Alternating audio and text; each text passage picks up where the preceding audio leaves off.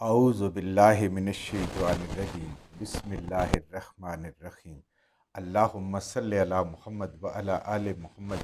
اللہ جل شانہ کا بے حساب کرم احسان اس ذات کا کہ جس نے ایک دفعہ پھر قرآن مجید سمجھنے کے لیے یہاں پہ ہمیں اکٹھا کر دیا۔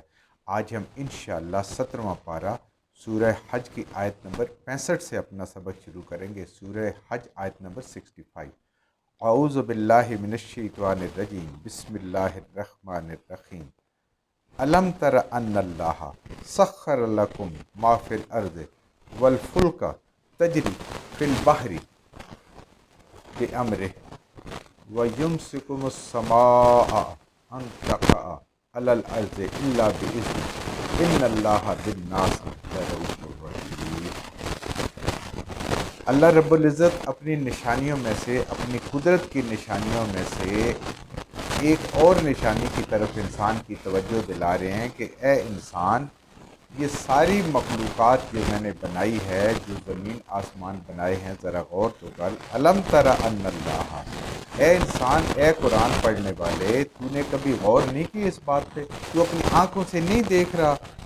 سخر لکم، اللہ تعالیٰ نے مسخر کر دیا ہے، قابل استعمال کر دیا ہے، تیرے تابع کر دیا ہے، لکم تمہارے لیے، کس کے لیے؟ انسانوں کے لیے، ما فی الارض، جو کچھ زمین میں ہے، زمین کے اندر جتنے خزانے میں نے بنائے ہیں، جتنے خزانے میں نے چھپائے ہیں، وہ تیرے لیے مسخر کر دیے۔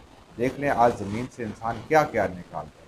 آج دنیا کی ترقی اگر دیکھا جائے تو اس وقت تک، آنے والے وقت میں پتہ نہیں کیا چیز آ جائے، تو ساری کی ساری اس پٹرول اور ڈیزل اور یہ جو تیل زمین سے نکلا ہے، اس کی مرہون منت ہے۔ ورنہ یہ سفر اتنے آسان نہیں تھے، اور اب جناب ریل گاڑیاں بھی چل رہی ہیں، بسیں بھی چل رہی ہیں، ہوائی جہاز بھی چل رہے ہیں، اور بحری جہاز بھی چل رہے ہیں، اور بڑی رفتار سے چل رہے ہیں۔ تو یہ کس نے دیا ہے؟ یہ میرے اللہ نے دیا۔ اللہ کہتے ہیں زمین کی ہر چیز، زمین کی زرخیزی، زمین کی پیداوار، زمین کے اندر جو کچھ موجود ہے، جو مخلوقات بھی ہے، وہ میں نے تیرے لیے مسخر کر دی۔ پیچھے ہم نے پڑھا تھا نا، حلال جانوروں کو، اونٹ کو اللہ نے انسان کے لیے مسخر کر دیا، ورنہ اونٹ اتنی طاقت والا ہے کہ وہ قابو نہیں آتا، لیکن ایک بچہ بھی اس کو قابو کر لیتا ہے۔ یہ اللہ کا حکم ہے، اللہ کے حکم سے۔ تو ایسے رب کی نافرمانی اور ایسے رب کے ساتھ شرک۔ والفلک تجری فی البحر، اے انسان، اللہ کی قدرت کو پہچان، اللہ کی قدرت کو پہچان۔ یہ جو پانیوں کے اوپر کشتیاں چل رہی ہیں، والفلک، کشتیاں تجری چل رہی ہیں، فی البحر، پانی کے اندر۔ اللہ کی قدرت کو پہچانے جب انسان، تو انسان کے اندر میرے رب نے جو توحید رکھی ہے اس کے دل کے اندر، انسان کو وہ سمجھ آ جاتی ہے، وہ جاگ جاتی ہے۔ بے امر ہی، یہ پانی کے اوپر جو بڑے بڑے جہاز چل رہے ہیں، وزنی جہاز چل رہے ہیں، یہ میرے اللہ کے حکم سے چل رہے ہیں۔ اور ہم نے پڑھا تھا پیچھے، یہ جو پرندے فضا میں اڑ رہے ہیں، یہ بھی میرے رب نے تھامے ہوئے ہیں۔ آج اگر اصول ارشمیدس اور اس کے تحت ہم کہتے ہیں جہاز چلتے ہیں، تو یہ پانی کے اندر اصول ارشمیدس رکھا کس نے ہے؟ یہ میرے اللہ نے رکھا ہے پانی کے اندر، کہ اتنے بڑے بڑے جہاز اس کے اوپر چل رہے ہیں۔ یہ پانی ہے، آج اس کے اوپر جہاز چل رہے ہیں، یہ پیاس بجھاتا ہے، یہ آگ کو ٹھنڈا کر دیتا ہے۔ یہ پانی جب جہنم میں جہنمیوں کو ملے گا تو نہ آگ کو ٹھنڈا کرے گا، نہ پیاس بجھائے گا۔ کیوں؟ میرا اللہ اس کے اندر سے وہ جو امر میرے رب نے ہر چیز میں ڈالا ہوا ہے، وہ نکال لیں گے۔ یہی زبان ہوتی ہے، ایک گونگا وہ بول نہیں سکتا، ساری زبان بالکل پوری ہوتی ہے۔ کیوں؟ اس کے اندر اللہ کا امر نہیں ہوتا۔ یہی انسان چلتے چلتے، بولتے بولتے اس کو فالج ہو جاتا ہے، اور وہ بول نہیں سکتا، اس کی میرے اللہ کا امر نکل جاتا ہے۔ یہ ہاتھ ہل رہے ہیں، یہ ہم بول رہے ہیں، یہ سن رہے ہیں، آپ دیکھ رہے ہیں، یہ سارے کے سارے، یہ سب میرے اللہ کا امر ہے۔ جب میرا رب چاہے یہ واپس لے لے، کوئی اس کو پھر واپس دلانے والا نہیں ہے۔ تو اللہ فرماتے ہیں کہ یہ کشتی جو پانی کے اوپر چل رہی ہے، ذرا غور تو کر، اور ساری زمین تیرے لیے مسخر ہے، تو جدھر چاہتا ہے سفر کرتا ہے، پہاڑوں کو استعمال کرتا ہے، زمین کو استعمال کرتا ہے، کھیتی باڑی کرتا ہے، معدنیات نکالتا ہے، سونا چاندی اس سے نکال رہا ہے، دریا اس کے اندر چل رہے ہیں، سارے کے سارے ہم نے تمہارے لیے مسخر کر دیے۔ وَيُمْسِكُ السَّمَاءَ، اور اللہ نے روکا ہوا ہے، تھاما ہوا ہے، السماء، آسمان کو، ان تقع علی الارض، کہ گر پڑے وہ زمین پر۔ اگر میرا رب نہ تھامے آسمان کو تو یہ زمین پر گر پڑے، لیکن یہ گرتا نہیں ہے، کیونکہ یہ اللہ تعالیٰ کی قدرت کی بہت بڑی نشانی ہے کہ اتنے بڑے آسمان کو بغیر کسی ستون کے، بغیر کسی سہارے کے، اللہ تعالیٰ نے اس کو ایک چادر تانے، ایک مضبوط چھت انسان کو میسر کی ہے کہ وہ سکون سے سوتا ہے، کیونکہ اللہ نے کہا ہے کہ یہ گرتا نہیں ہے بِإِذْنِ رَبِّهِ، اللہ کے حکم کے بغیر۔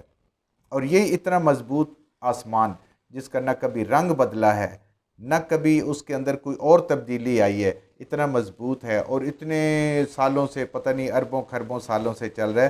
جب قیامت آئے گی، میرا رب جب حکم دیں گے تو یہ ٹکڑے ٹکڑے ختم ہو جائے گا، زمین کی حیت بدل جائے گی۔ ان اللہ، بے شک اللہ، اللہ وہ ذات ہے، بالناس، تمام انسانوں کے ساتھ، رؤوف الرحیم، اللہ سارے انسانوں کے ساتھ بڑی غفور الرحیم ہے، رؤوف الرحیم، ضرور بہت زیادہ شفقت کرنے والے ہیں اور نہایت مہربان ہیں۔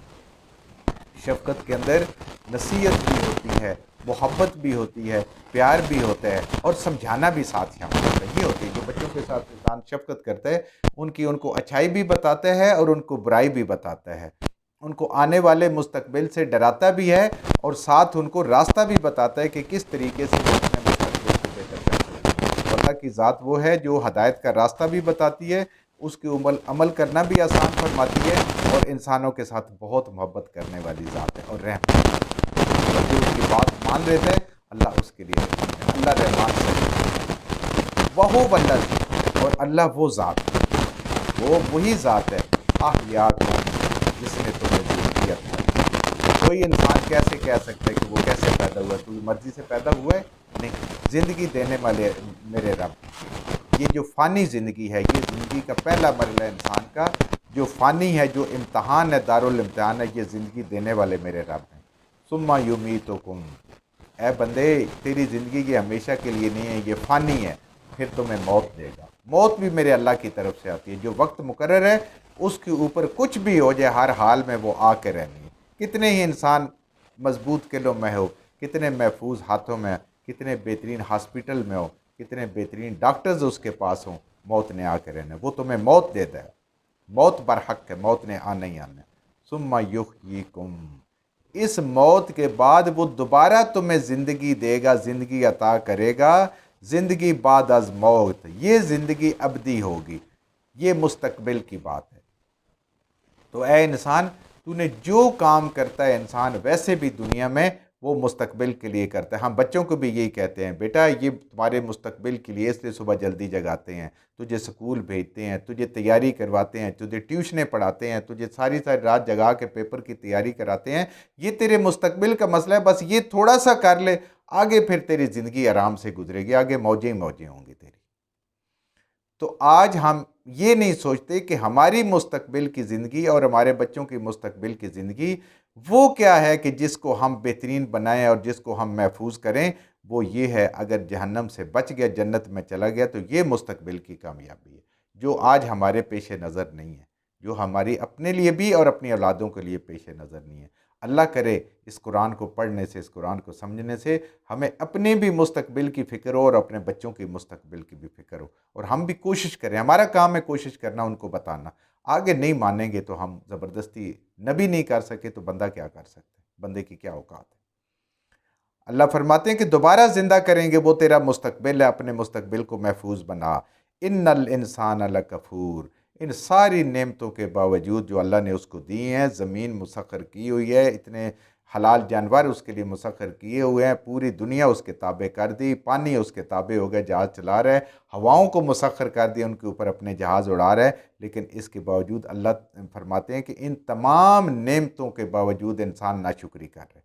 شکر انسان کو تب آتا ہے جب انسان علم حاصل کرتا ہے۔ قرآن کا علم جس کے پاس ہوتا ہے وہ رب کا لمحے لمحے شکر ادا کرتا ہے کہ اے میرے رب، تو نے مجھے یہ ساری نعمتیں دی ہوئی ہیں، چاروں طرف میرے نعمتیں تیری بکھری ہوئی ہیں، میں گننا چاہوں تو گن نہیں سکتا، تیرا فرمان بالکل برحق ہے اور بالکل سچا ہے، لیکن انسان ناشکر ہے۔ لکل امت، اللہ فرماتے ہیں کہ ہر ایک امت جتنی پیچھے گزری ہیں، جعلنا بنائے ہم نے، مقرر کیے ہم نے، منسکن عبادت کے طریقے، کس طریقے سے عبادت کرنی ہے، ان کی شریعت ہر امت کی اپنی اپنی تھی جو ہم نے بنائی، اللہ نے بنائی۔ اللہ جو حکم دے دے بس وہ پورا کرنا ہے، اس کے اندر کوئی اپنی عقل کو نہیں دوڑانا اور کسی کے ساتھ کمپیئر نہیں کرنا کہ پہلے ایسے تھا اب ایسے کیوں ہے نا، کیوں کی تو بات ہی نہیں نا ایمان والے کی، بس جو بھی ہے اس کو تسلیم کرنا ہے اور اس پہ عمل کرنا ہے۔ اللہ فرماتے ہیں جتنی پہلی امتیں گزری ہیں ان سب کو ہم نے الگ الگ شریعت دی. لا الہ الا اللہ ایک تھا، آگے شریعت الگ تھی، عبادات کے طریقے الگ تھے، حرام حلال حرام میں فرق تھا، یہ ساری چیزوں میں فرق تھا. ہم ناسقوہ، وہ اسی طریقے سے عبادت کرتے جو نبی کہتا. کیوں؟ نبی کا کہنا اللہ کی طرف سے ہے، تو جس نبی نے جو کہا اس کی امت نے اس کے مطابق، یعنی وقت کے نبی کی انہوں نے بات مانی اور وقت کے نبی کے حکم کے مطابق اپنے اعمال کیے. اللہ تعالیٰ نے ہر شریعت میں فرق رکھا ہے، حالات کے مطابق، اللہ کی اپنی حکمت ہے. پھر کیا ہے؟ اللہ فرماتے فلا ینازعنک، تو پس نہ جھگڑیں آپ سے. کون؟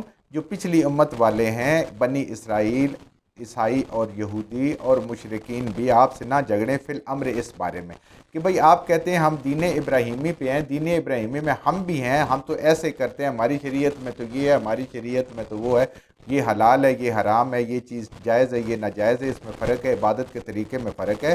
تو اللہ فرماتے ہیں اس میں نہ ان سے جھگڑیں. اس کی وجہ یہ ہے کہ ہم نے ہر شریعت کو الگ کیا ہے.